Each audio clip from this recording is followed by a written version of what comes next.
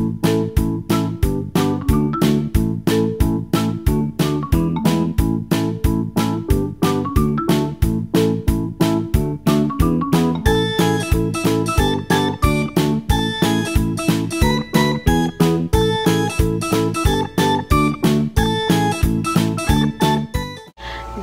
morning. Hi. It's already 10:40. Late start of the day because we had a rough night last night.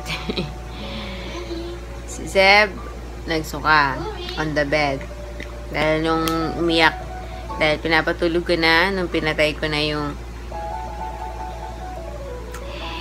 he was not happy at all. So, super full. Pag busog siya, tas umiyak, automatic. So, suka.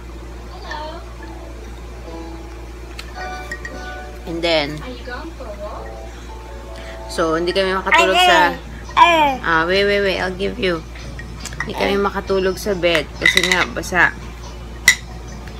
So, doon kami sa tatlo sa baba. Careful. Doon kami tatlo sa baba. Yung isa naman, yung isang alaga ko, parang allergic sa kama. Ayaw magpababa, may gulay. Makatulog sa akin. Sakit na ng likod ko kasi naka-ano ko eh. Hindi ako, oy! Zeb, careful naman! Hindi ako naka-lay flat. Una-una, hindi naman kami kasyang tatlo. So, I mean, naka-ano ko, pag ganun yung higa ako. Pero hindi ako naka-lay flat. So, parang nakasandal ako dito sa isang kama. So, ang sakit na ng likod ko. So, lalapag ko siya. Yun. Hindi niya gusto nakalapag. Grabe. Ang ambition ng anak ko. Gusto ako talaga ang kama niya.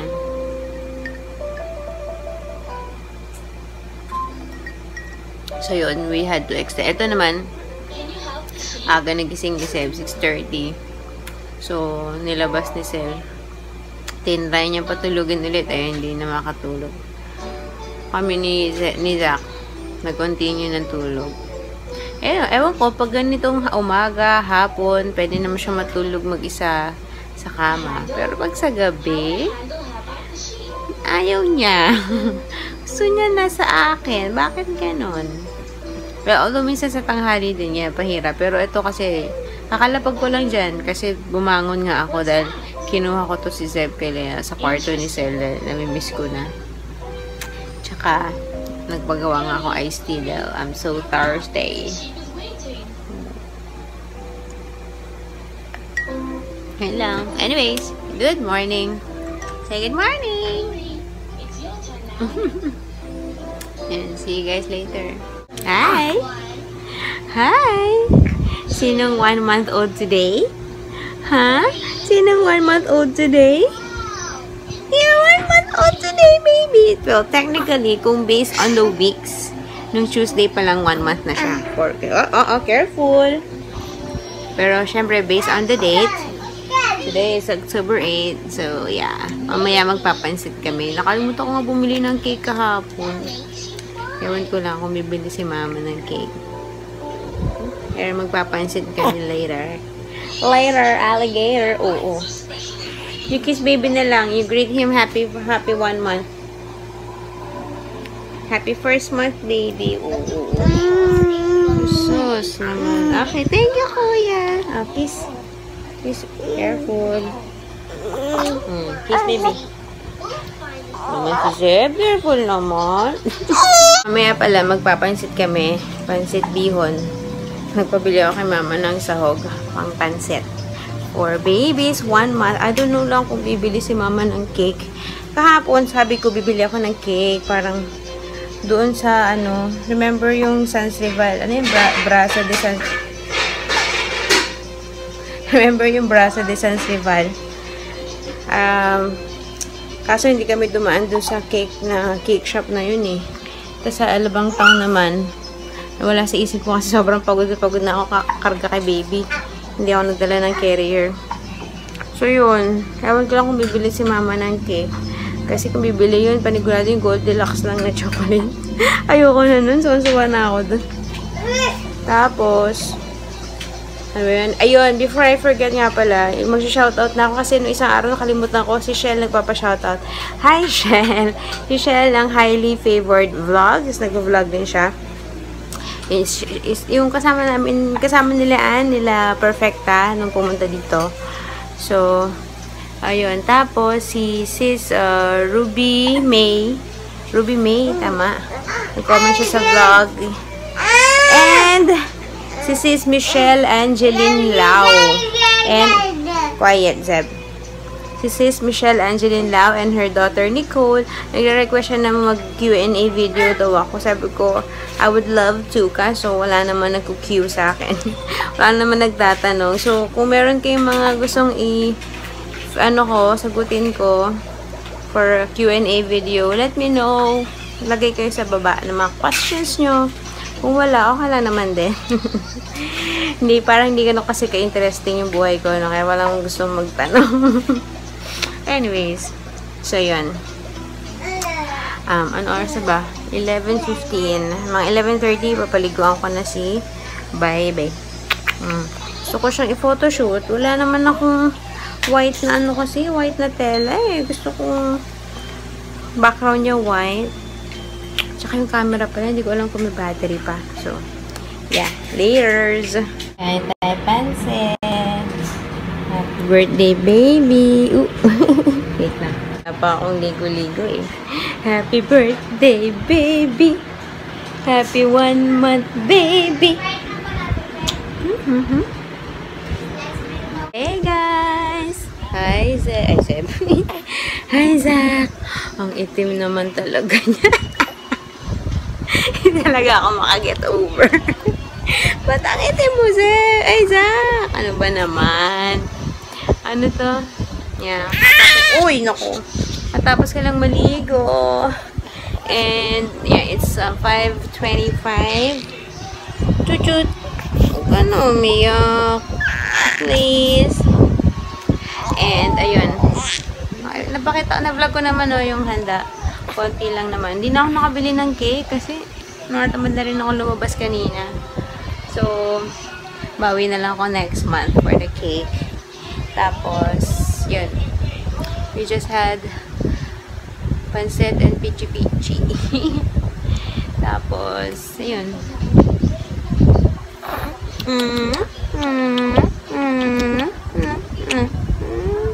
Happy first month, baby ko. Uy, nakatingin sa camera yan. Happy first month.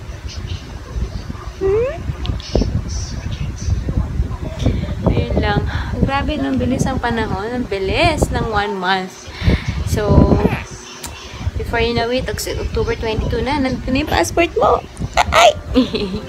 Hindi pa ako nag-start mag-plan ng binyag. Oh my gosh. As in, wala pa.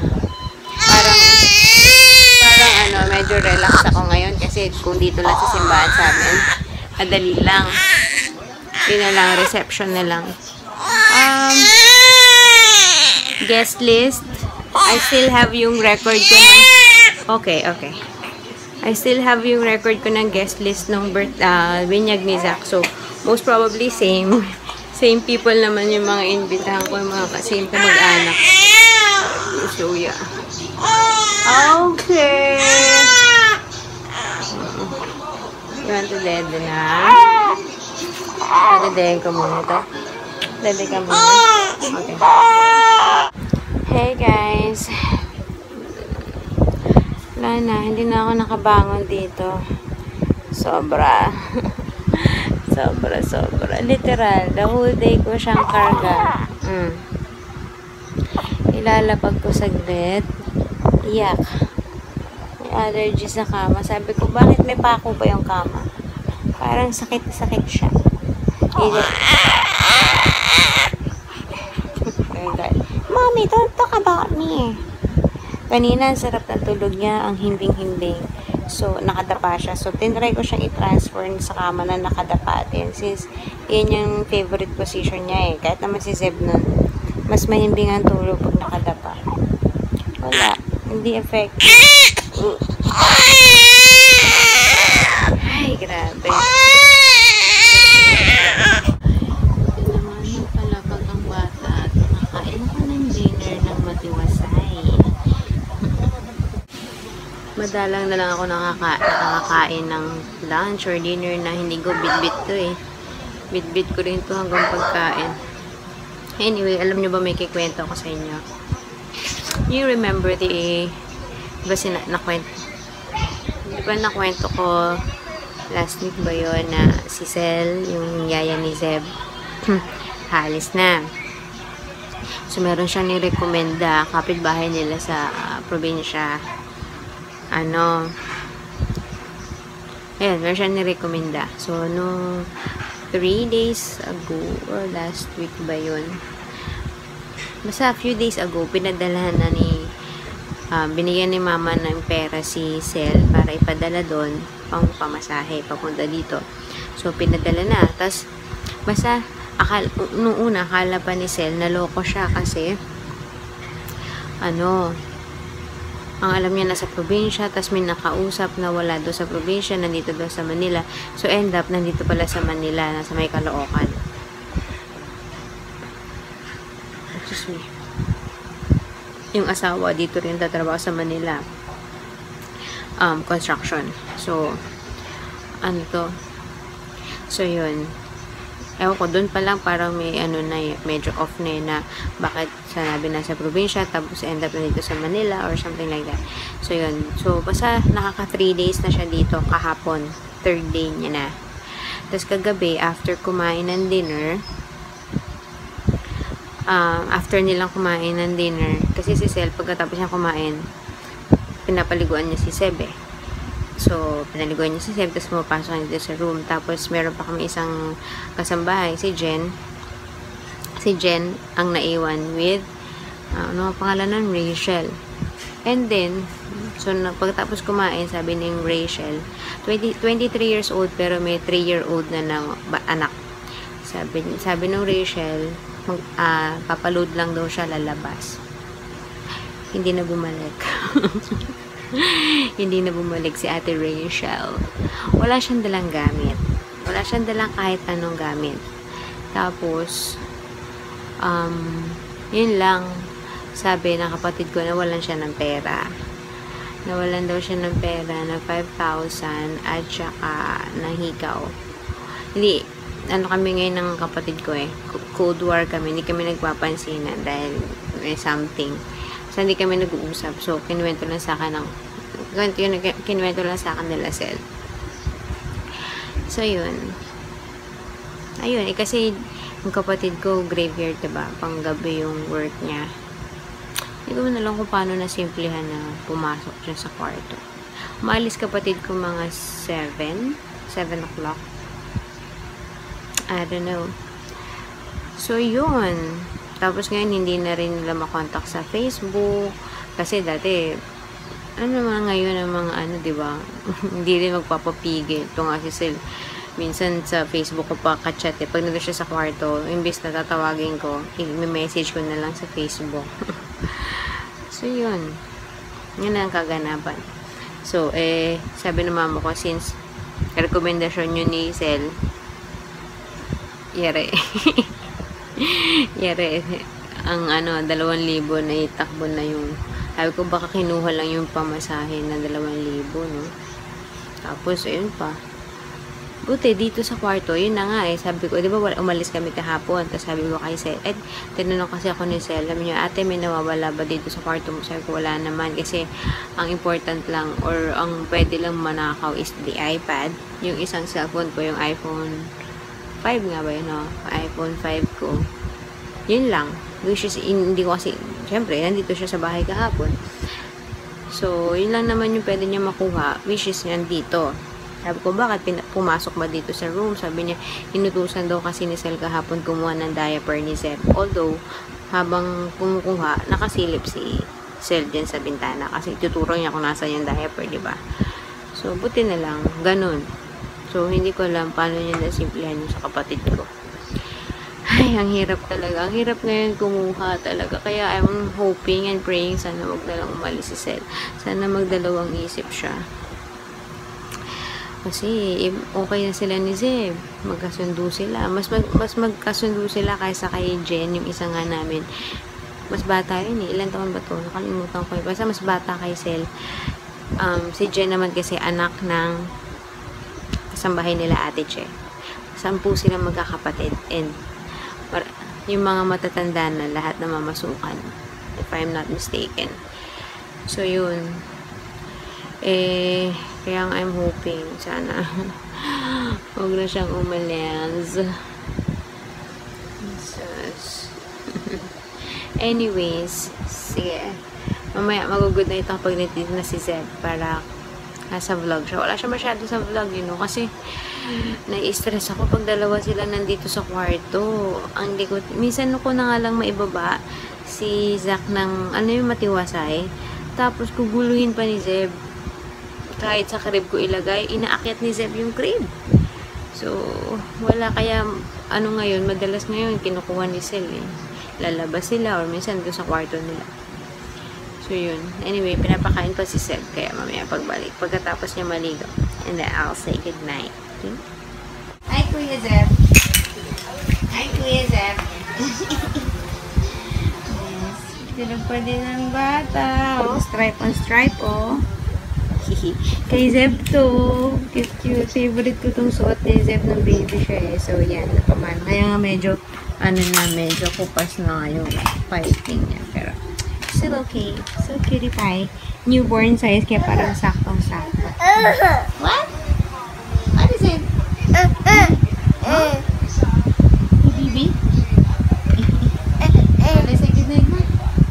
So, yeah. Mag-good night na kami ni Zeb. Good night! Flying kiss. Yucky! Yucky! Flying kiss again! And good night na rin from baby side. Happy 1-month-old baby. See you guys. Ay, alam nyo. Like, ano pala ako, may additional pala ako. Alam nyo yung kinuwento ko ngang si Rachel. 3 days na siya dito, diba? Never siyang naligo. Ah, diba? Oo. Takot sa tubig. Ewan ko anong meron. Yun lang. Weird, diba? Sige, see you guys tomorrow. Bye! Thanks for watching. Say bye-bye. Bye-bye. Say mama.